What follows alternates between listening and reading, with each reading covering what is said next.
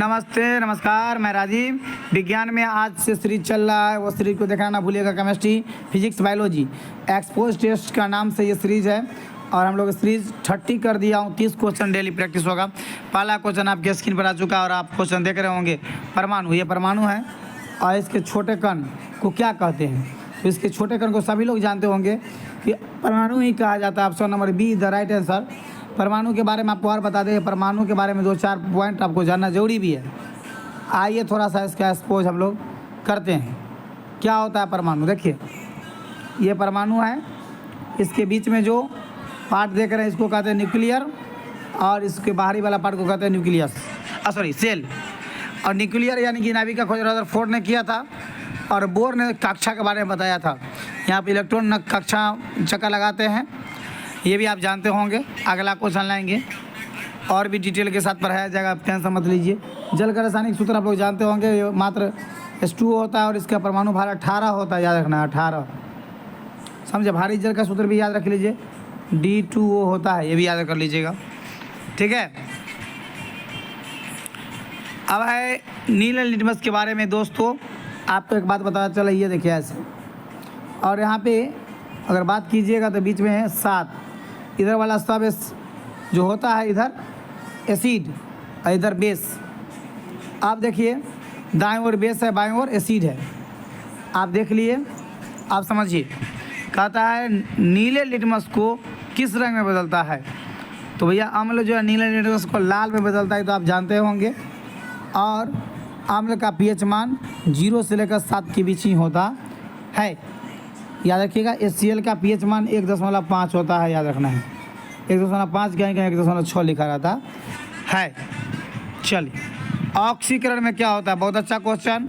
देखिए, O और 2 ये है ऑक्सीकरण, जिसके अंदर O2 जाएगा, ऑक्सीकरण है। बाकी सब बाहर निकल जाएगा, इलेक्ट्रॉन बाहर होगा, हाइड्रोजन बाहर होगा, सब कुछ बाहर, खाली O2 अंदर होगा, याद रखना है। तो भाई मेरे यहाँ पर तो O2 अंदर दिया ही नहीं है, तो कोई त्याग वाला आंसर देख लीजिए।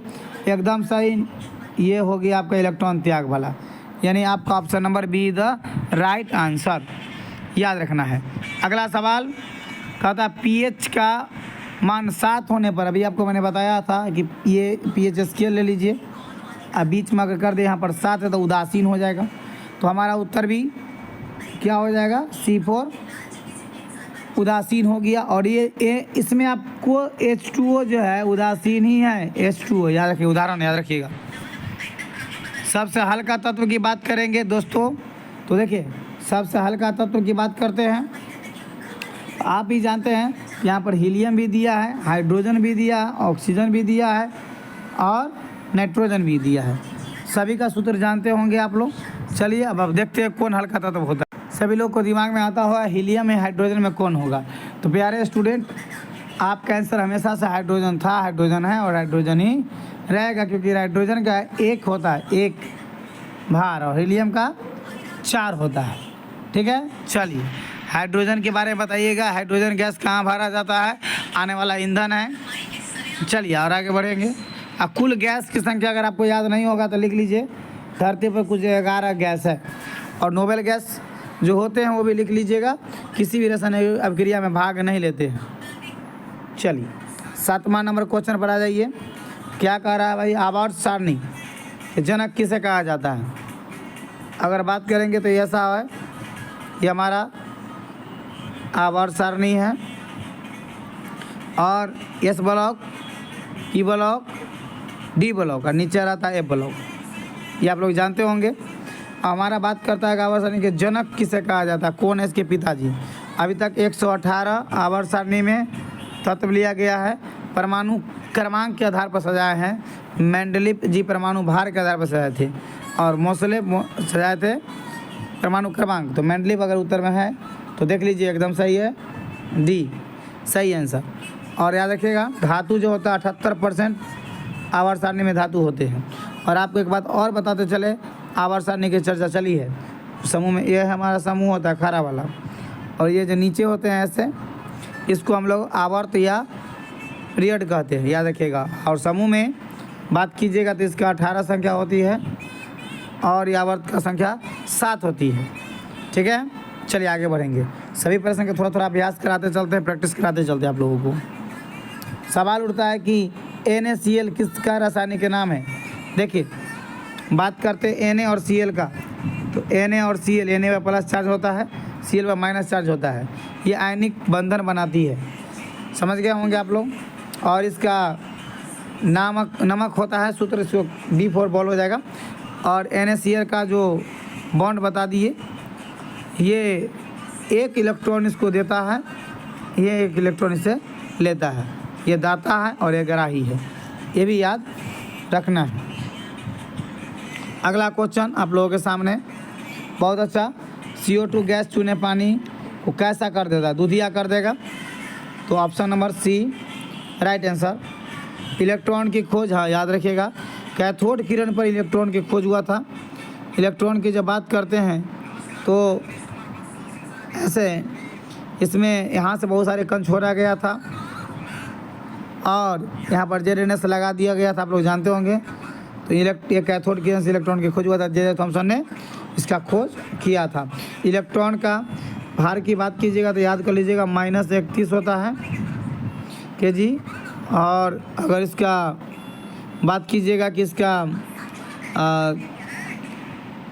आवेश कितना होता है, -1.6 × 10⁻⁻⁹ कूलम होता है, ये भी याद कर लीजिएगा। और इसको तेल के बूंद पर इसका आवेश का खोज हुआ था, ये भी याद कर लीजिएगा। और आवेश की खोज मिलकर ने किया था, ये भी लिख लीजिएगा। चलिए फिजिक्स शुरू होगा, केमिस्ट्री समाप्त हो गया। डेली का डेली ऐसे क्वेश्चन आप लोगों को मिलता रहेगा। अगला सवाल बहुत इंपॉर्टेंट है कि SI पद्धति में बल की, देखिए बल का तो न्यूटन होता ही होता है, साथ ही दूसरा भी होता है। क्या होता है उसके बारे में देख लेते हैं। बल बराबर क्या होता है फार्मूला अगर देखें तो F बराबर होता है बुआ ma। M बोले तो मास, तो मास को kg कहते हैं और A को त्वरण कहते हैं, एक्सेलरेशन कहते हैं। और एक्सेलरेशन का मीटर प्रति सेकेंड स्क्वायर होता है।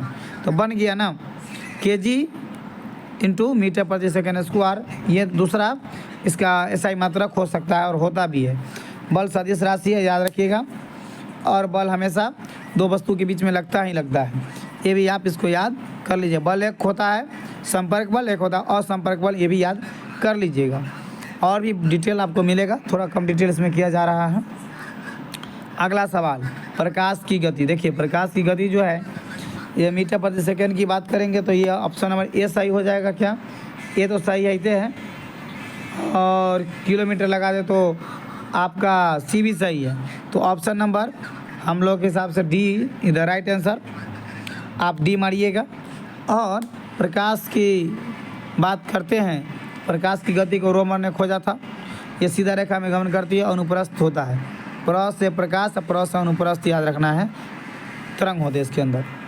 गुरुत्वाकर्षण नियम किसने दिया, बहुत इंपॉर्टेंट क्वेश्चन है। गुरुत्वाकर्षण गैलीलियो साहब के बारे में दे दीजिएगा।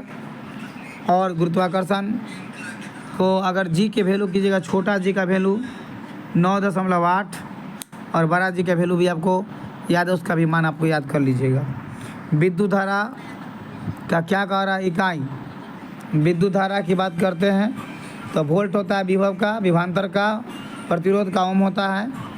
और आवेश का, विद्युत आवेश का होता है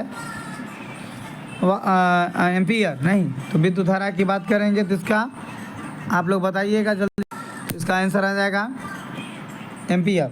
क्लियर। अगला सवाल लेकर आ रहे हैं, ध्वनि किस प्रकार का तरंग, अभी बता दिए, ट्रिक सीख लीजिए। देखिए अनुप्रस्थ माने प्रकाश, अनुप्रस्थ है प्रकाश में, प्र से होता है प्रकाश।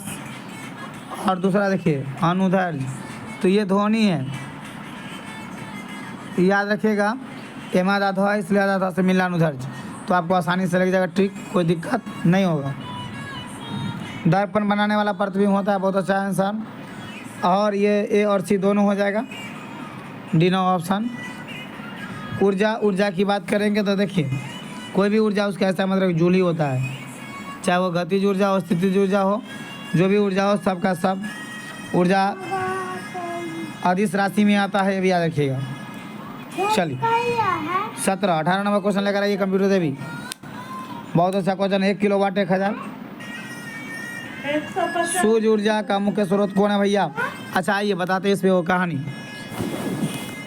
सूर्य ऊर्जा की बात करेंगे तो देखिए सूर्य ऊर्जा में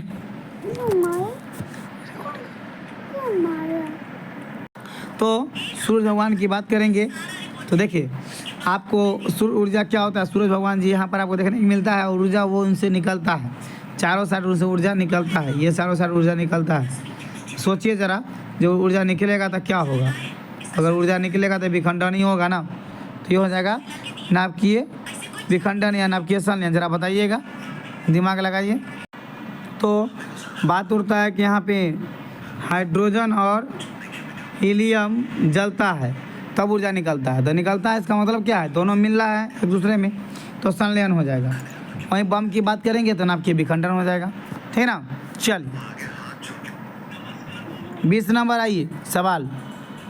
वस्तु की गति यानी कि क्या कारण है, गति कर रहा है वस्तु। अगर मान लीजिए ये वस्तु है, ये गति कर रहा है, यहाँ से यहाँ आ गया, तो भाई मेरे क्या कारण है, बल है, द्रव्यमान है, समय है, दूरी है।